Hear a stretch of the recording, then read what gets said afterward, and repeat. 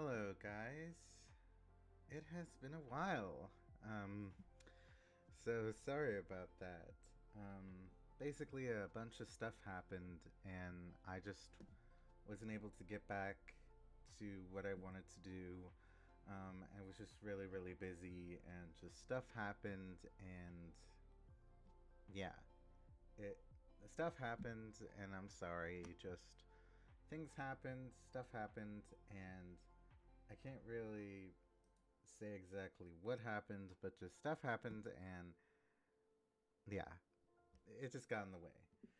So, where we're starting. So, I know that I said that we would be taking a break from timeless academia, and I didn't mean it as in a real life break, but I'm really happy to be back, and I'm glad to start it. And also, happy Halloween, guys! Hope you all are having a great Halloween. Sadly, I didn't get to be able to do anything pretty much available for Halloween. Um, but anyway, it was really nice to have you guys here and to be able to just yeah, it's glad to be back and to be able to talk with you guys. But now that all that's said and done, we're going to read. Hopefully, we're going to be reading two stories today. The first of them is again in the Fate slash Grand Order series, but it also comes from the Halo video games, and this has to do with Master Chief or John. Now, I don't know. Well, disclaimer: I do not know anything about Halo. I have never played Halo before. I know very little about it. I I know for a fact that there are some. I know a little bit about it. I shouldn't say that I. Yeah, I've never played Halo. I don't know too much about the lore, but I know some stuff. But the point is that anyway, this is someone that is doing. Um, this is basically going to be a. This is a short one, and this has around 12 chapters, so we should be able to get through this one pretty easy. The creator hasn't updated it for some time of this year. Looks like that. Hopefully, they'll get back to it next year, or they come back this year and finish it off soon. But yeah, this story, it definitely has a lot of ways that it can go. Anyway, so this is going to be a Fate slash Grand Order crossover with Halo. And so here we go. Halo Shattered Fate by Night Reading. Summary: The Human Order incineration incident. The crisis that Chaldea has to resolve in order to restore mankind. Heroes have been summoned in an effort to assist in their endeavor, both from the past as well as one from the future. For the soldier of the distant future, everything had changed in an instant. This was an entire new battlefield for him, with the heroes of history and myth fighting by his side. Nevertheless, his mission remained unchanged: to protect humanity, whatever the cost. Chapter 1. Chapter 1. Orlays, Log 1.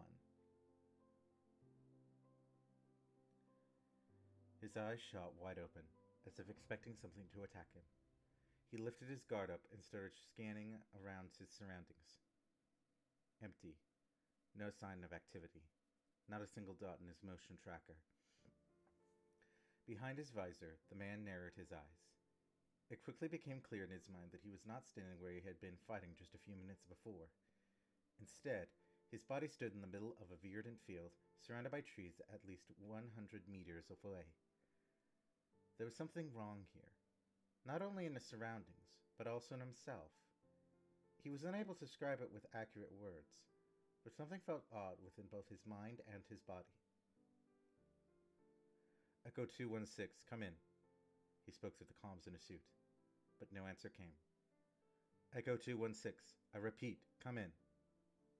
Dead silence on the other side of comms. His frown grew deeper, as he shoved back his concern over Esperanza. Simply because he didn't answer didn't mean the worst had happened, and whatever had brought him here must have interfered with his comms. He checked his communication systems. As he expected, the feed was dead. A big problem for sure, but fortunately for him, there was someone who would be able to fix that problem at the snap of a finger. He held out his hand, spreading his palm so as to leave the holographic emitters uninterfered. Hope, come in. No response came, and his concern soared through the skies. He was seconds away from recalling her, when all of a sudden a beep echoed in the back of his helmet. Then Ozuru particles began to gather on top of his gallanted hand, and the bluish figure that had been accompanying him for the last couple of months materialized.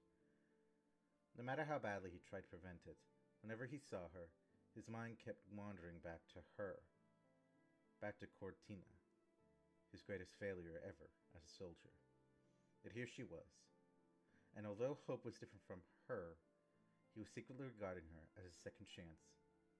It was a selfish thought, but one he couldn't eliminate from his mind. Hi, Chief. The little AI who had designated herself as Hope happily greeted him. Behind his helmet, the Master Chief allowed for a faint smile to spread across his face. That smile, nevertheless, was short-lived, and he noticed a pained expression plastered across Hope's face. Hope, what's wrong? John then asked, scarcely concealing the concerned tone in his voice. Nothing serious, Chief. Just a headache, she assured him, but feeling the Chief's blank expression, she heaved out a sigh.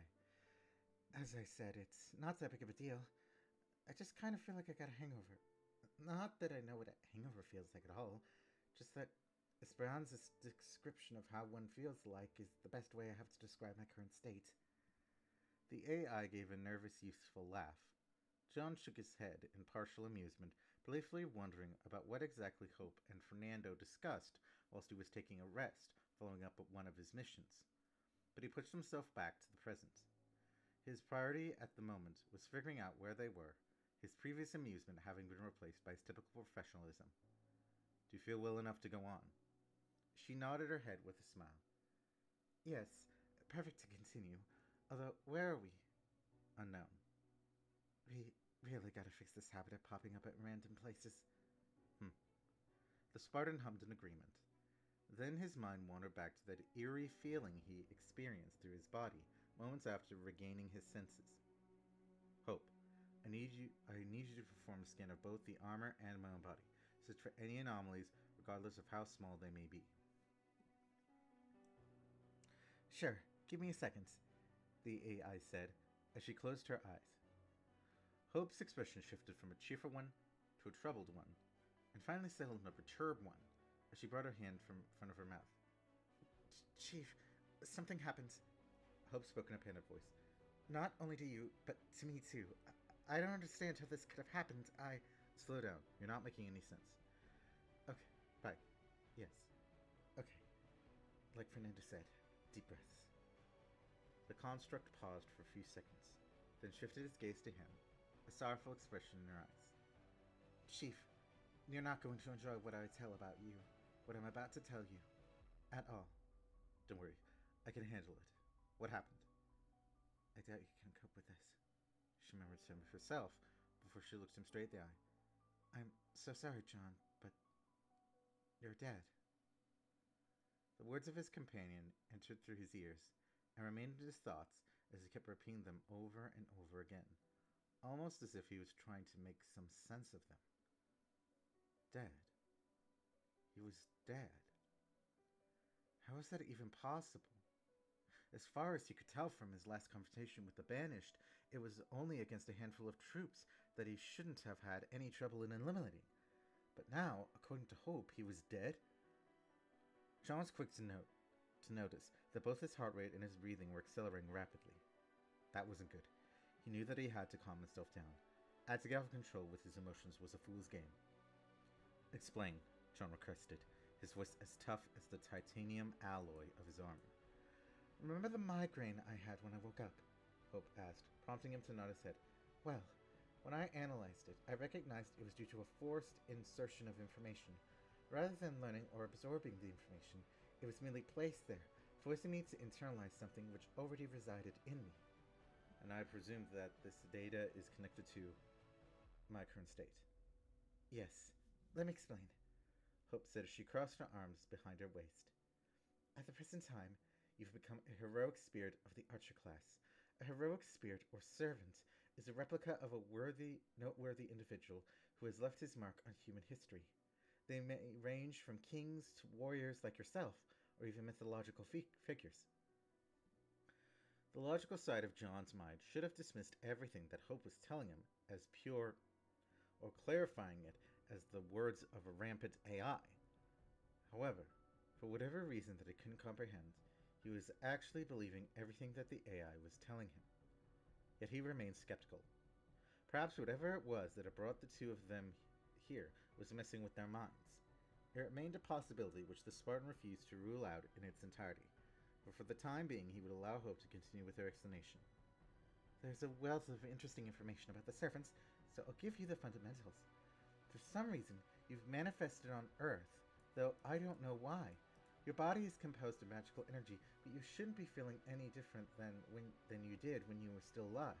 In fact, you've actually been summoned with the body from the prime of your life. We're on Earth?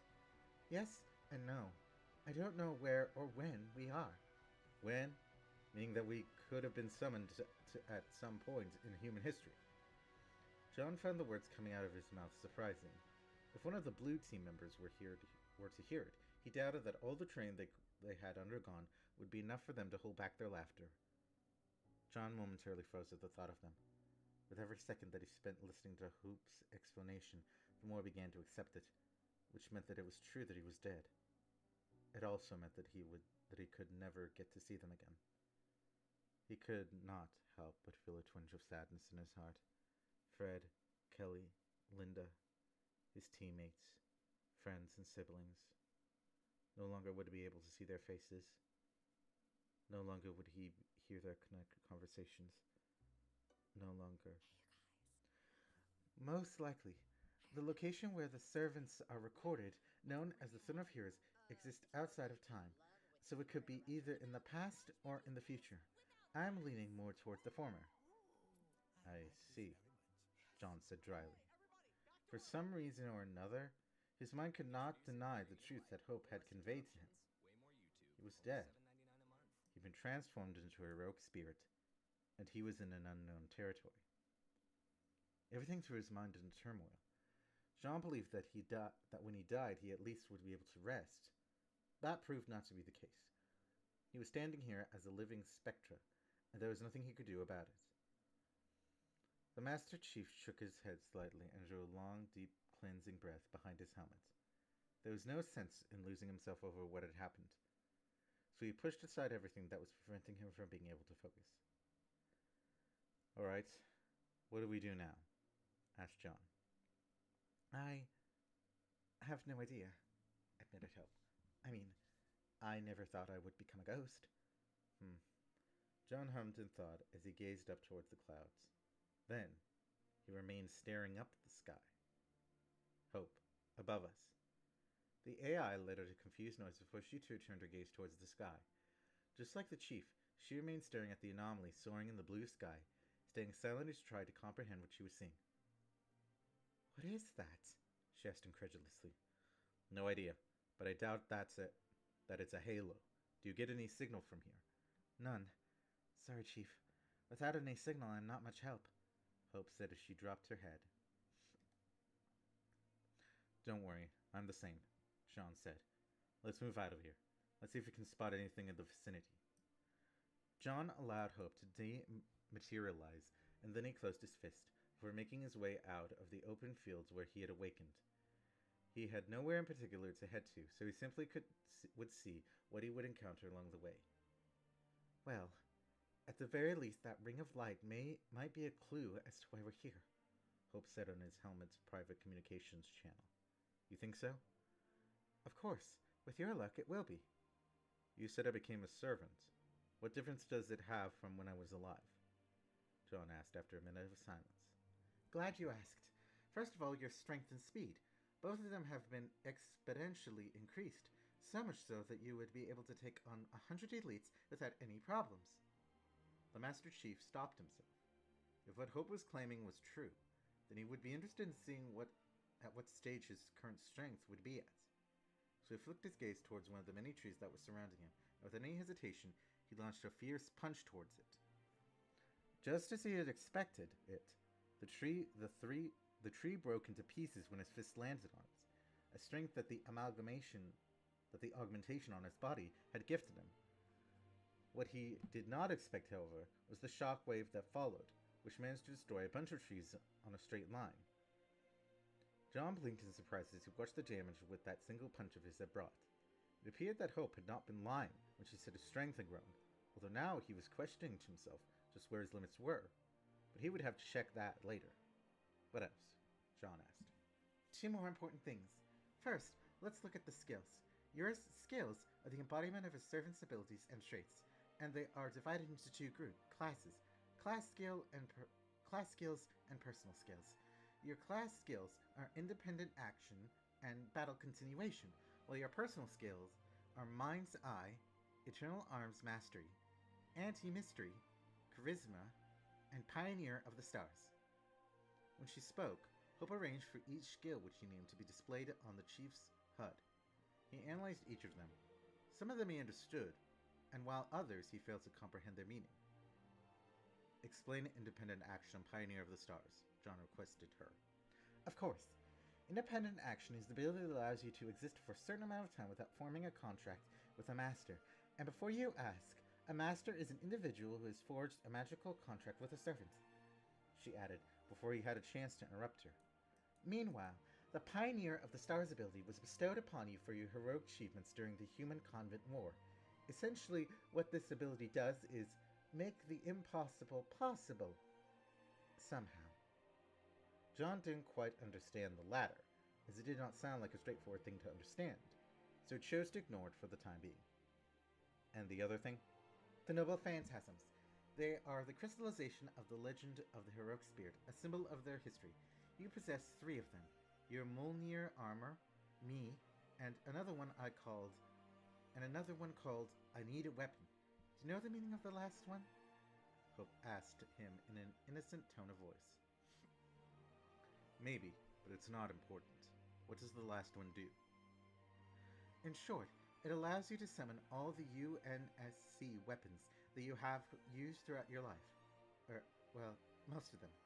Nothing of nuclear caliber, Hope replied, before she hummed in contemplation. Hey, why don't you try summoning one? It would serve as good practice. The Spartan pondered the suggestion made by his companion, then nodded his head once in agreement. Alright, how do I do it? Simply imagine the weapon you wish to summon and summon it. That sounded much easier said than done. Ultimately, though, it's not as if he had another option. It was either follow what Hope had instructed him to do, or remain completely unarmed, and he preferred the former option by a long shot. Jones squeezed his eyes shut, allowing his brain to wander through the many weapons he had handled throughout his career. As a member of the UNSC Navy and 4 times of ONI, he often had access to a variety of weaponry, both experimental as well as those that were common among the Marines. There were too many of them, from assault rifles to shotguns to rocket launchers, so much so that John had to pull himself out of his thoughts for a moment to figure out a different approach. After a few seconds of contemplation, he determined that rather than wandering through the entire arsenal, he should just look for a single one. Once more, John found himself inside his imaginary arsenal, with hundreds of weapons dangling motionless, suspended in the air, all waiting to be picked up. Rather than register each one of them, he concentrated his mind so that the one he had chosen to deploy would make itself appear in front of him. Then, in front of him, the firearm suddenly appeared. Grasping it inside his mental armory, the only thing he could do now was to summon it. All of this barely made any sense to him. He even started to appreciate the Forerunner technology more than this sorcery, since it was, well, technology. It was only whatever was forcing him to believe it that prevented him from dismissing what he was doing. Finally, his blue eyes cracked open, and John returned back to the physical world, with a familiar weight on top of his right hand. As he lowered his gaze, he quirked an eyebrow at the sight of the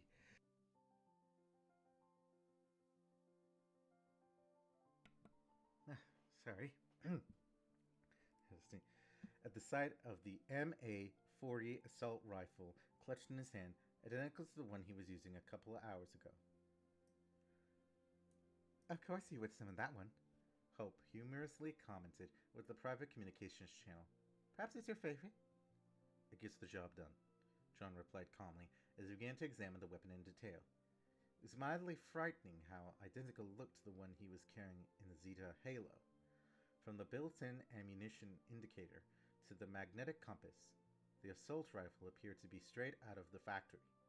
John even removed the weapon's magazine to examine it for anything amiss, but only found the M118 7.62 51 millimeter full metal jacket rounds, all of which were in perfect condition.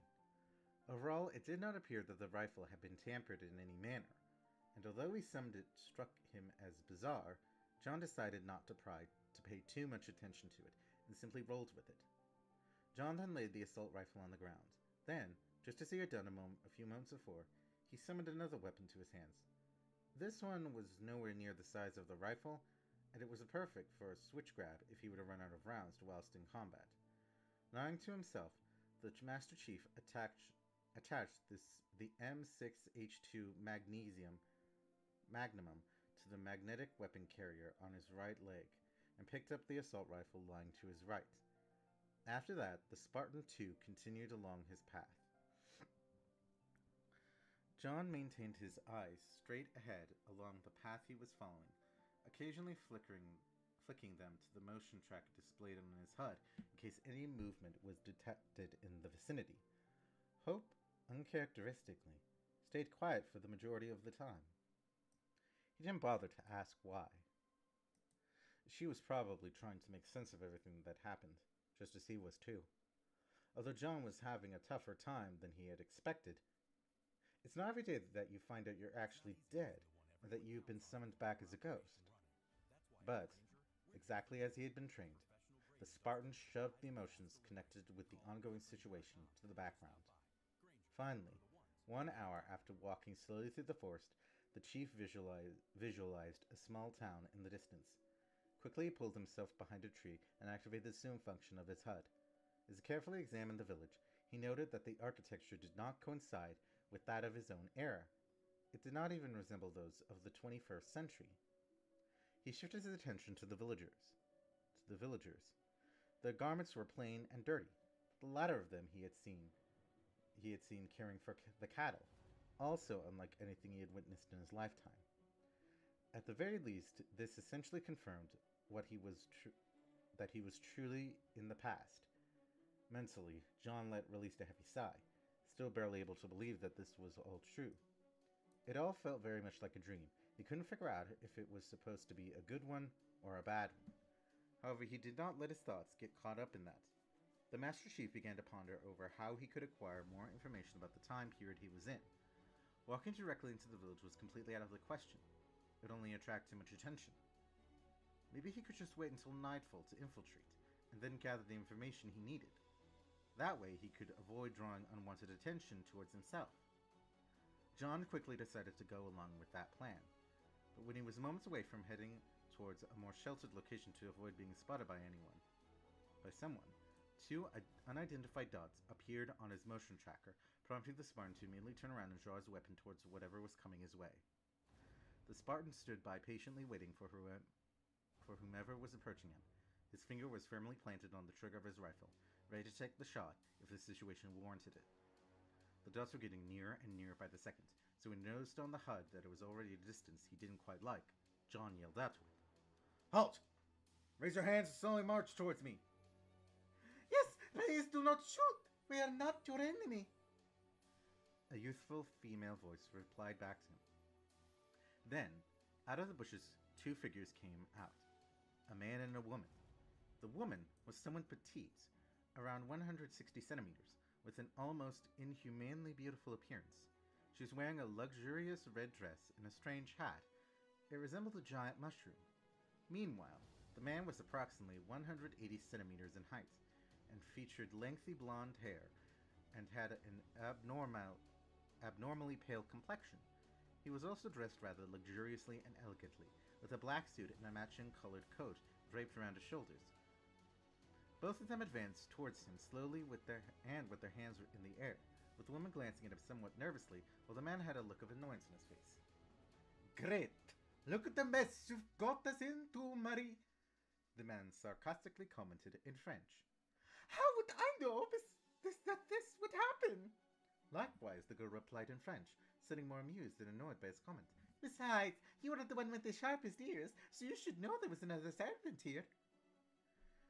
The last thing that the girl supposedly named Marie had said caused the masked chief to narrow his eyes at them.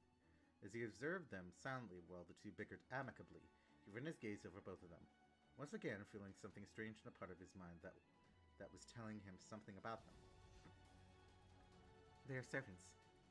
Through his helmet's internal communication system, John relayed his thoughts to Hope, his words sounding more like an affirmation than a question. Hope thoughtfully hummed for a couple of seconds before giving an answer. "Yes, the two of them." Her confirmation caused him to swallow his breath. He understood that the heroic spirits were figures from the past with inhuman capabilities, demonstrated by the level of strength he had never had before. Then he stood at a disadvantage when confronted by two of them.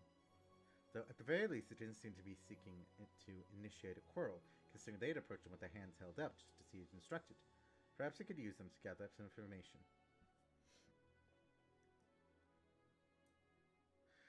"Identify yourself," John ordered them in French, maintaining his tone of voice neutral.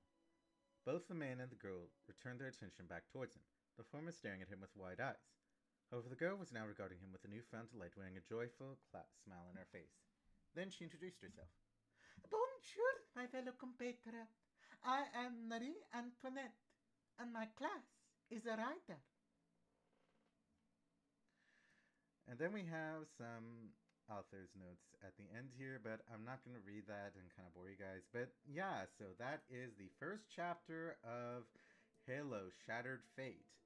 So also I'm going to give you guys a little bit here. So according to the author, the Fate/Grand Order and Halo series, along with all characters and elements, do not belong to them. Both works are respectively properties of Type Moon and 343 Industries. Now, and that is just a disclaimer that they put there. Anyway, so Halo Shattered Fate, yeah, it has a bit of a small start, and I also kind of want to talk about my first thoughts when I first was reading this. So I was expecting this to be in Singularity F. I call it the first Singularity, but a lot of people call it Singularity F, or they consider France the first Singularity. So, and I don't know if it's just a me thing, but I do see that happening. They always start with Singularity F. So it's kind of a bit of a surprise for me to see them start with the France Singularity, whereas in my term, I'm like, well, that's the second Singularity, but then that kind of gets into something. So I don't know if that's just a me thing or if it's something that is a community thing. Again, it's just something that happens. And so yeah, so that was Halo Shattered Fate. We will definitely come back to this. This is definitely a really good story, especially later on. And again, I really do hope that the author, NightReadings, gets back into the story. It's so wonderful and it's so amazing. But anyway, we're going to go to the second story that we are going to read. So this one is called Visceral Child by Ken Totoshka. I think that's how you pronounce that name, Ken Totoshka, or Kitokoshta, or I'm not sure how to say that. Anyway, so this is a Magnus Archives fanfic. This one in particular, this author, I will explain a little bit. So the Magnus Archives, for those of you that don't know, is a podcast that It was recently. It was ended, I believe, last year or this year. It was either last year or this year.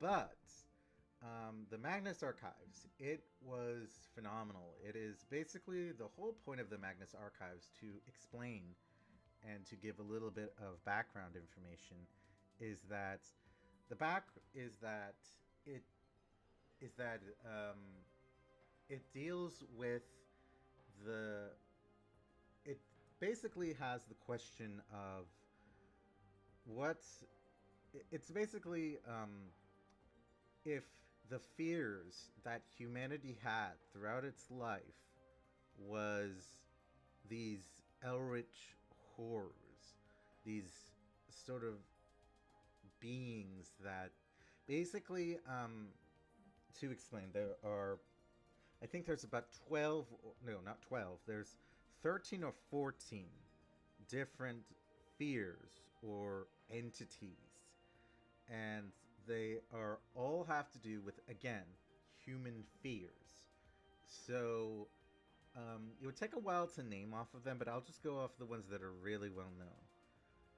The I is the fear of being exposed or that you are known. It's called, I think it's called I Can See You, the I, um, the Ceaseless Watcher. It's basically your fears being exposed, or it knows everything about you. That's kind of the fear that it represents. The second one is the web, and that has a couple names as well. The mother of puppets, the mother, and that one, it deals with the fear of control, um, the fact or loss of control, feeling that you're just a puppet, that everything that you do is already being controlled by some higher thing, I guess you could say. And the web, and they all have like their little things. And yeah, again, like I'm doing a disservice to it because it has so much. There's so much more that goes on with the stories. And again, you definitely have to read it for yourself. But anyway, so what this author has done is that it has created, the main character of the story that we mostly listen to is John Simmons, or John Sims, and he is known as the Archivist. And he is mainly aligned with the I, and that is the Magnus Institute.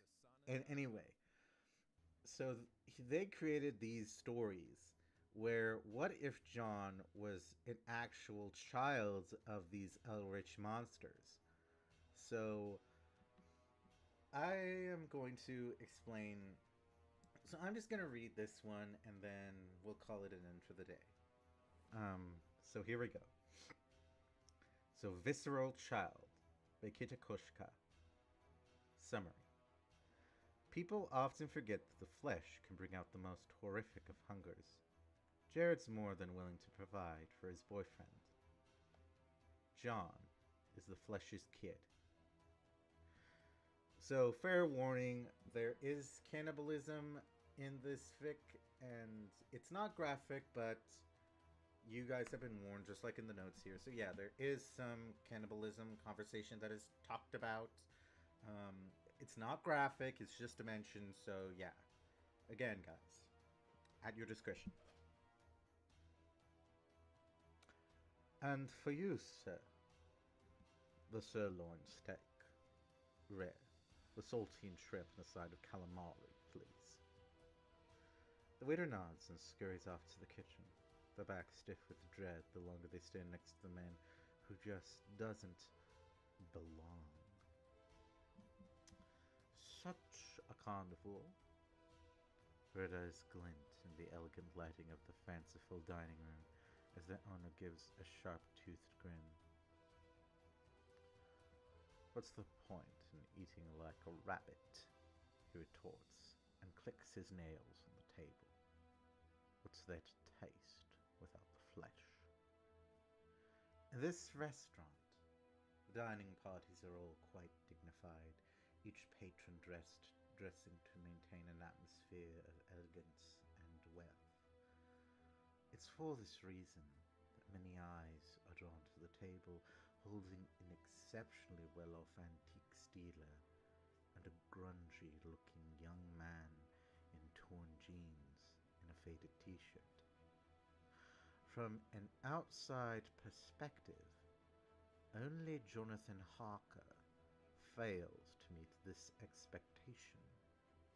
His date, Eugene Campbell, maintains the kind of charismatic air that complements his expensive suit and coiffed hair perfectly. Yet his eyes hold a similar hunger to John's, just one held back by the trappings of society. I couldn't agree more, Campbell replies, his smug grin gaining the barest edge of savagery. A fine cut of meat does far better for the spirit than all the money in the world. Conversation continues in this abstract way, dancing around the subject in a way that presents perfect deniability. Not that John needs it. This conversation is more for Campbell's sake, leading the man into a more open, relaxed state before dinner served and business began. Now, John begins ripping off a piece of steak and purring at its weight on his tongue. I know that you're moving again. We're planning on having a welcome party. Of course, we will be able to fulfill my order easily, delivered fresh the morning of the party. However, John's voice goes cold, his red eyes glinting like new blood. I hope that I will not have to remind you of this conversation, but you're on thin ice. He laps at the juices on his fingers. It's so pink, the steak appears to bleed. You're careless, but you're earnest in your love. Those teeth remind Campbell of the first time he tasted human flesh, how it danced on his tongue, and how normal food slowly became unsatisfying. You sought me out, but don't you dare think for a second that I need your business. If you ever forsake our agreement, I will feast on your organs while you scream for mercy. Are we clear? With a nod and a tremor, Campbell replies, "A crystal, Mr. Harker." Good. Campbell goes deadly still, eyes wide as he watches John finish tearing his way through his meal. He watches John's teeth rend flesh with ease and wonders how long it would take for the creature to devour his fill of Campbell's flesh. He watches as John's teeth break the tines of his fork, and he watches as John leaves without another word. There's much Jonathan adores about the back alleys and the dark side streets that hide just out of sight. Most are marred by his more cautious family members, crawling with bugs and rot, hiding strangers who you're sure you've seen before, filled with reminders of brief blitzes of senseless violence. but it's the scraping, starving animals that he loves the most.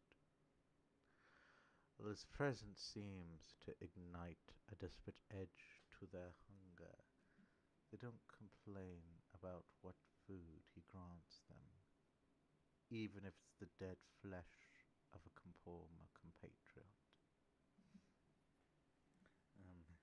Also, excuse me guys for a minute, just need to check something. I'll be right back.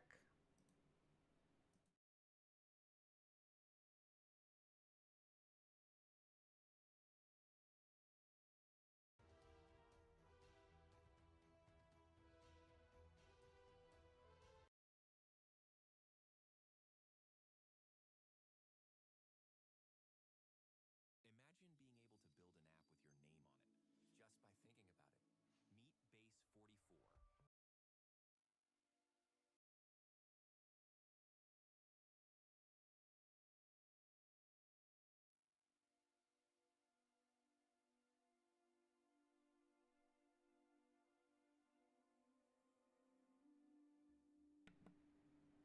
Alright, back guys. Sorry, just had to check up on something. Alright. The cats and rats on rare form tonight, feasting together on the decrepit carcass of a homeless woman whose spine appears misshapen in the dim light. They click their teeth in greeting as he passes, urging him onward through the tangled mess of ravenous beasts. A dog snaps at his hand as he passes, wishing to fill its hollow belly and grant its bones some flesh. It stops just shy and whines repentant, dull eyes spilling a crooning desire. John squats beside the mangy thing and smiles with a mouthful of sharp teeth. Are you that hungry? He asks, and bites at his finger to spill blood across them. The dog hungrily laps at his sacrifice, even as its hollow body grows lankier and wrong. Such a good boy. The dog pulls away and wags its bony tail. The pain of hunger has dissipated, even if it's at the cost of being what it was. John adores the ravenous beasts that ask for his flesh specifically. He loves them enough to call them his own.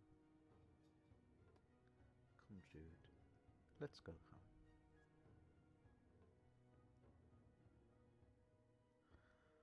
On the edges of an upscale neighborhood is a historic building that once contained a slaughterhouse. It remained empty and ill-maintained for nearly a century, for John came to London with his adoptive parents at 14. At first he hadn't wanted to leave Buras, leaving behind the hot summers and sweet winters that call the abandoned creatures to dance. He hadn't wanted to leave behind the dogs that begged in the streets, or the monkeys that laughed as they stole food from unweary tourists.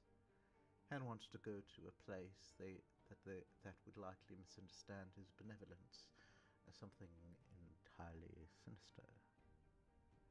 A month into their stay, John found himself standing outside of the decrepit building on a dare from his new well-off schoolmates, and he fell in love.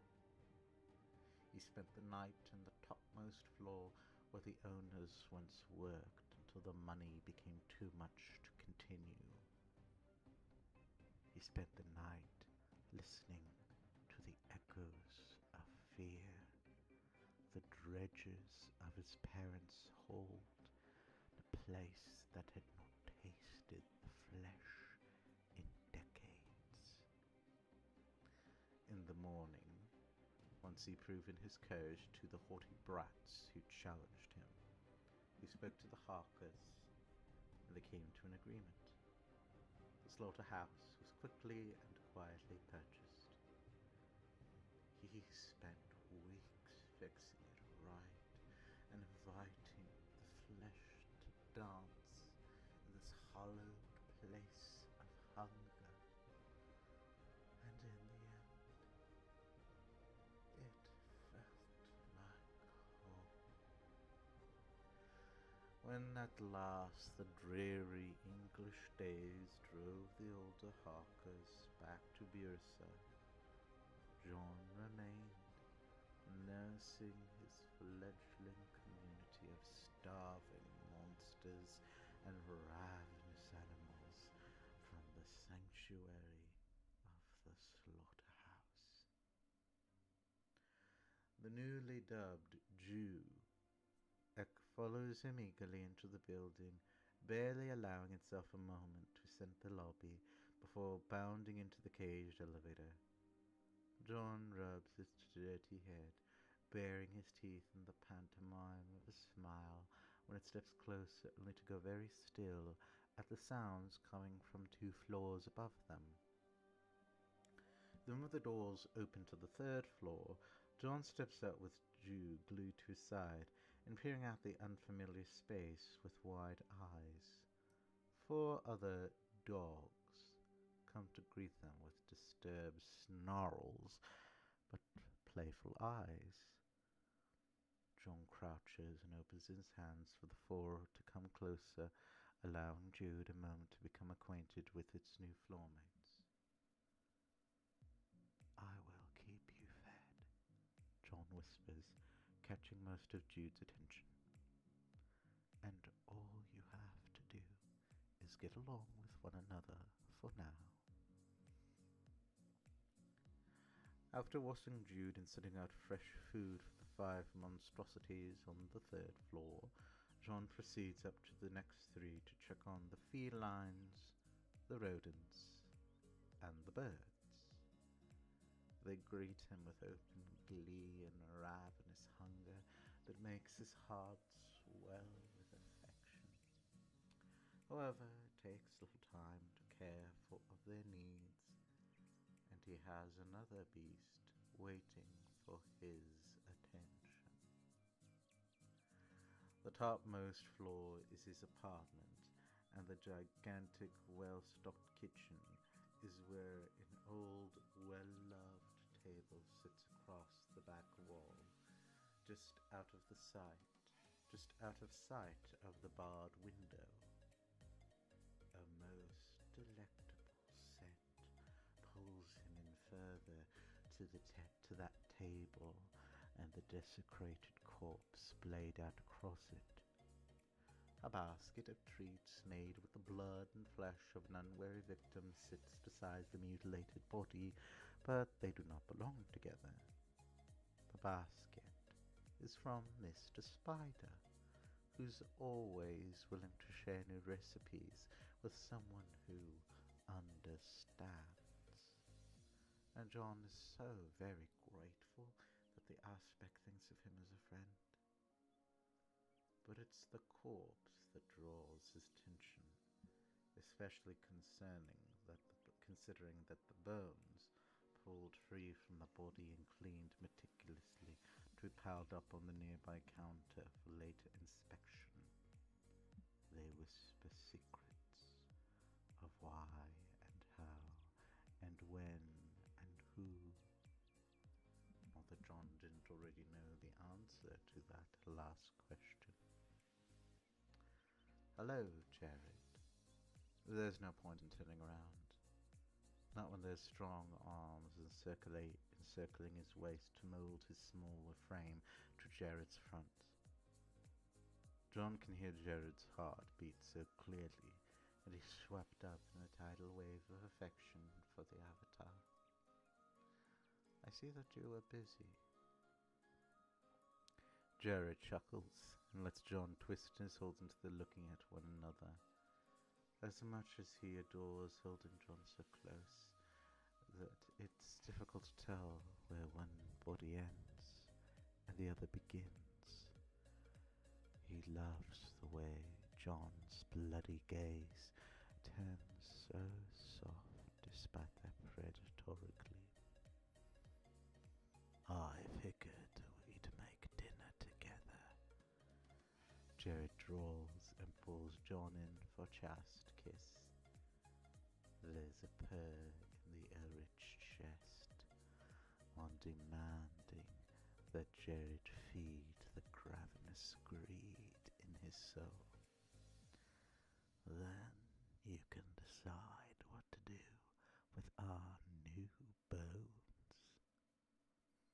John hums thoughtfully and acquiesces. I suppose I am quite hungry. And that is Visceral Child by Kitakoshka. So, yeah. Sorry for if this was a bit triggering for some of you guys. Again, not some of them may be darker than this, but this is pretty much what the Magnus Archives is known for. Yes, this is very big on body horror, but that's sort of what the flesh is big about. It's about bodies and flesh kind of being remade in a way that isn't right, or it's sort of like if you don't like seeing flesh or meat or just, like gore, if you have a fear of that, that's what this is, or remation. It's again like the flesh is. It's not what I don't really know too much about it, and it's one of those ones that I kind of have to. It's one of those ones that again you have to watch or actually not watch, listen to the podcast to get a good understanding of what the flesh is. But anyway, so yeah, that is it for today. So yeah, we're gonna listen. We're gonna obviously read some more from Kitakoshka, and we're also gonna read more from Of Halo Shattered. I accidentally deleted the thing. Anyway, so that's it for today, guys. Thank you guys so much for tuning in. I'm glad that I'm back on this thing. So anyway, again, so reminder, what we are trying to do is that every Friday and Sunday is when the streams are happening. Fridays and Sundays. Keep that in mind, guys. Fridays and Sundays are our stream days.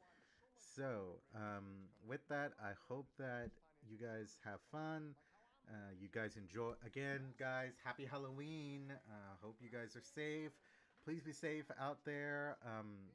Yeah, be careful. Yeah, it's Halloween. You don't know what crazies are going out there, but yeah, please, again, guys, happy Halloween. Be safe. Stay with friends, and don't do anything crazy. And that is the end. So this is. So anyway, yeah, I'm rambling.